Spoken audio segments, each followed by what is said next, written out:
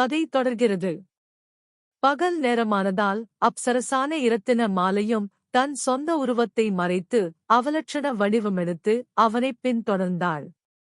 இருவரும் வேதாளத்துடன் பிரயாணத்தை தொடங்கி சோலைகளையும் சாலைகளையும் கடந்து சென்று கொண்டிருக்கும் போது எதிரே ஒரு மடம் தென்படவே அதிலிறங்கினார்கள். விக்ரமாதித்தன் அங்குள்ள ஒரு தடாகத்தில் குளிப்பதற்காகச் சென்று பல்விளக்கிக் கொண்டிருந்தான். அவ்வேளையில் அக்குளத்தில் அனடனானென்கிற சர்ப்பமும் சலந்தரனென்கிற தவளையும் முற்பிறவியல் அரசர்களாயிருந்து நாரதரின் சாபத்தால் பாம்பாகவும் தவளையாகவும் மாறி வந்திருந்தன. அவற்றில் அனந்தனென்னும் பாம்பு மீன்களையும் தவளைகளையும் பிடித்துத் தின்று கொண்டிருக்கும். அன்றைய தினம் அதற்கு அதிக பசியாயிருந்ததால் அது சலத்தின் என்னும் தவளையின் மீது பாய்ந்து கௌவிக்கொண்டது. அப்போது சலந்திரன், அனந்தனே, நாமிருவரும் நாடாளும் மன்னர்களாய்ப் பிறந்தும் மமதையால் மதியிழந்து நாரத முனிவரின் சாபத்தால் இந்நிலையடைந்தோம். இப்போது உன் ஆராப்பசிக்கு என்னையே பிடித்து தின்ன முயல்கிறாய். இதை விக்கிரமாதித்த பூபதி கண்டால் உன்னைச் சும்மாவிடமாட்டார் என்றது.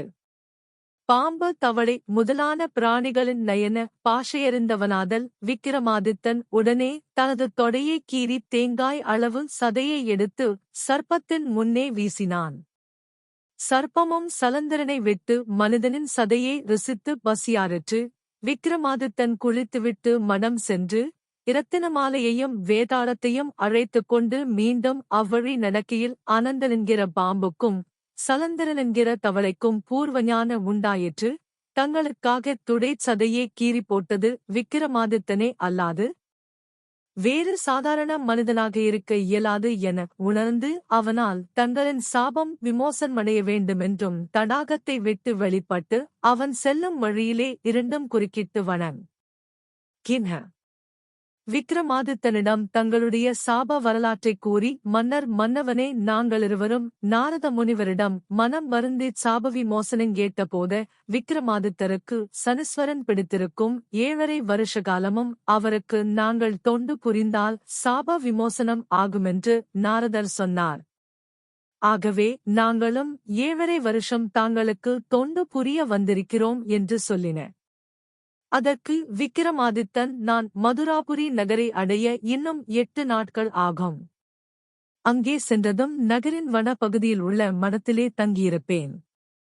அப்பொழுது அங்கே நீங்களும் வாருங்கள் என்று கூறிவிட்டு அவ்வாறே மதுராபுரி சத்திரத்தை அடைந்ததும் இரத்தினமாலை, வேதாளம், அனந்தன், சலந்திரன் முதலானவர்களை சத்திரத்திலே தங்கியிருக்கும்படி ஏற்பாடு செய்துவிட்டு சேவகத்தில் தக்க வேடம் பூண்டு மதுராபுரி மன்னனின் அரசபையை அடைந்து வணங்கி நின்றான். அவனுடைய பணிவையும் அவனுடைய முகத்திலிருந்த வீரப்பொலிவையும் கண்ட மதுராபுரி மன்னனும், வீரனே, நீ யார் என்று கேட்டான். அரசே, என் பெயர் ஆதித்தன். தாங்கள் தர்மவான் என்றும் சுத்த வீரர்களுக்கு தகுந்த கௌரவம் அளிக்கிறீர்கள் என்று கேள்விப்பட்டு தங்களிடம் சேவகனாய் சேவை செய்யவே வந்துள்ளேன் என்றான் விக்கிரமாதித்தன். அதைக் கேட்ட மகிழ்ந்த மதுராபுரி மன்னன் தன் மந்திரியை நோக்கி, அமைச்சரே, நம்மிடத்தே வேண்டிய சதுரங்க சேனைகளும் காலாட்களும் இருக்கிறார்களே, அவர்களுடைய ஆயுத அணிகலன்களின் பிரகாசமெல்லாம் இவனுடைய முகத்தின் வீர தேஜஸிற்கு இணையாகுமா? என்ன இருந்தாலும் சமயத்திற்கு நமக்கு இப்படி ஒரு வீரன் வேண்டியதுதான் என்று கூறிவிட்டு, ஆதித்தா, இன்று முதல் உன்னைச் சேவகத்திற்கு வைத்துக் கொள்கிறோம். என்ன சம்பளம் கேட்கிறாய் என்று கேட்க, விக்கிரமாதித்தனும் நாளொன்றுக்கு 1000 பொன் சம்பளம் வேண்டும் அரசே என்றான். மன்னனும் அதற்கிசைந்து கணக்கர்களை அழைத்து இலாவணம் பதியச் சொல்லி பொக்கிஷதாரர்களை தினம் 1000 பொன் கொடுக்கும்படி திட்டஞ்செய்து சேவகனுக்கு வேண்டிய விடுதி வசதிகளும் ஏற்பாடு செய்து அன்றைய சம்பளம் 1000 பொன்னையும் ஆழ்வசம் கொடுத்து தூக்கிச் சென்று கொடுக்குமாறு கட்டளையிட்டு விக்கிரமாதித்தனை அனுப்பி வைத்தான். மடத்திலே அனந்தனும் சலத்திரனும் மானிட உருவம் கொண்டு விக்கிரமாதித்தனை வரவேற்க அவனும் அவர்களிடம் நடந்தவற்றையெல்லாம் கூறி தனக்காக அமர்த்தப்பட்ட தன் மாளிகைக்கு அவர்களை அழைத்துச் சென்றான். அப்போது பகல் நேரமானதால் இரத்தினமாலையின் அவலட்சண உருவத்தை வீதியில் எவரும் ஏறெடுத்துப் பார்க்கவில்லை. அவள் தங்களுக்குரிய மாளிகையை அடைந்ததும் தினந்தோறும் சமைப்பதற்குத் தேவையான உணவு பண்டங்களை ஆனந்தன், சலந்தரன் இருவரும் கடைத்தெருவில் வாங்கி வரும்படி திட்டச் செய்தான். அவர்களும் அவ்வாறே வாங்கி வர இரத்தினமாலை அறுசுவை உணவு சமைத்து யாவருக்கும் அமுது படைத்தாள். இரவும் வரவே இரத்தினமாலையும் தன்னுடைய பேரழகு வாய்ந்த சுய உருவமடைந்து விக்கிரமாதித்தனுடைய பள்ளியறைக்குப் படுத்துறங்கச் சென்றாள். அவ்வாறான இராக்காலங்களில் அனந்தன் பாம்பு உருவமெடுத்து மாளிகையைச் சுற்றிக் கொண்டு வாயைத் திறந்து மேல்வாய்ப்பால் தலைவாசலின் மேற்படி நிலையிலும் கீழ் வாயப்பல் கீழ்ப்படி நிலையிலுமாக இருக்கும்படியும் சமந்தரன் தவளையுருவமெடுத்துக் கூடாரம் போலவும் பாந்தலை போலவும் கவிழ்ந்து கொண்டும் காவல் புரிந்து வரலாயினர். வேதாளம் விக்கிரமாதித்தன் இரத்தினமாலை இருவருக்கும் அருகில் இருந்து காவல் புரியும். மீண்டும் பகற்பொழுதானதும் சலந்திரனும் அனந்தனும் மனித ரூபமாவார்கள். இரத்தினமாலை அவலட்சண ரூபம் தரிப்பாள். விக்கிரமாதித்தன் காலையும் மாலையும் மதுராபுரி மன்னனின் கொலுவிற்குச் சென்று சேவகம் செய்து தினமும் 1000 பொன் பெற்றுக் கொண்டு வரும் பொழுது மன்னவரின் கொலுவிலிருக்கும் கார்கோடகன் கோடிகன் என்னும் அண்ணன் தம்பியரான இரு சேவகர்களும் ஆதித்தனென்றும் விக்கிரமாதித்தனுக்கு நெருங்கிய நண்பர்களானார்கள். அவர்களிருவரும் அடிக்கடி விக்கிரமாதித்தனின் மாளிகைக்கு வந்து போக ஆரம்பித்தார்கள். ஆனால் அவர்கள் விக்கிரமாதித்தன் இல்லாமல் மாளிகைக்கு தனியாக வர முடியாதபடி அனந்தன் கடுமையாக காவலிருந்தான். இது அவர்களுக்கு சிரமமாய்த் தோன்றவே விக்கிரமாதித்தனிடம் சொல்லி தங்களை எந்த நேரமும் தங்கு தடையின்றி மாளிகையினுள் அனுமதிக்கும்படி ஏற்பாடு செய்து கொண்டார்கள்.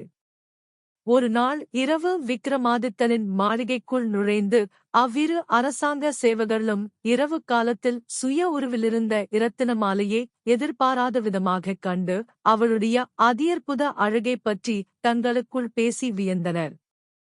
மன்னன் மதுரேந்திரனும் சேவகன் கார்கோடகனும் ஒரு சமயம் தனித்து பேசிக் கொண்டிருக்கையில் ஆதித்தன் மாளிகையில்தான் இரத்தினமாலையைக் கண்ட விபரத்தைக் கூறி, மகாராஜா, உங்களிடம் ஊழியம் செய்யும் சேவகனான ஆதித்தன் உலகத்திலேயே மிகவும் பேரழகியான ஒருத்தியை எங்கிருந்தோ கொண்டு வந்து தன் மாளிகைக்குள் ஒளித்து வைத்திருக்கிறான்.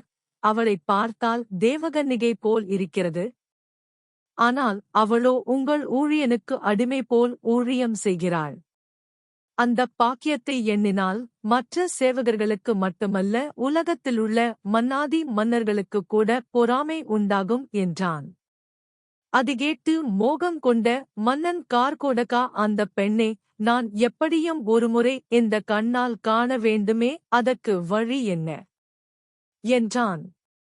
மாளிகையின் தெருவாசலில் அனந்தரின் கட்டுக்காவல் அதிகக் கடுமையாயிருப்பதை உணர்ந்திருந்த கார்கோடகன், மன்னர் பிரானே, அந்த மாளிகைக்குள் என்னையும் என் தம்பியையும் தவிர வேறு யாரும் நுழைய முடியாது. நீங்கள் ஆசைப்பட்டால் என் சகோதரன் கோடிகனின் வேடத்தில் உங்களைத் தந்திரமாக அழைத்துச் செல்லுகிறேன். அதைத் தவிர வேற வழியில்லை என்றான். அரசனும் அதற்குச் சம்மதித்தான்.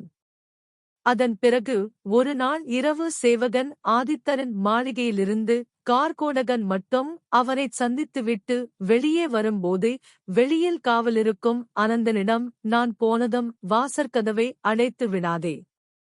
என் சகோதரனை அழைத்து வருமாறு உன் எஜமானன் சொல்லியிருக்கிறார் என்று கூறிவிட்டு வெளியே சென்று கோடிகளின் உருவிலிருந்த மதுரேந்திர மன்னனை விக்கிரமாதித்தனின் மாளிகைக்குள் அழைத்துப் போனான்.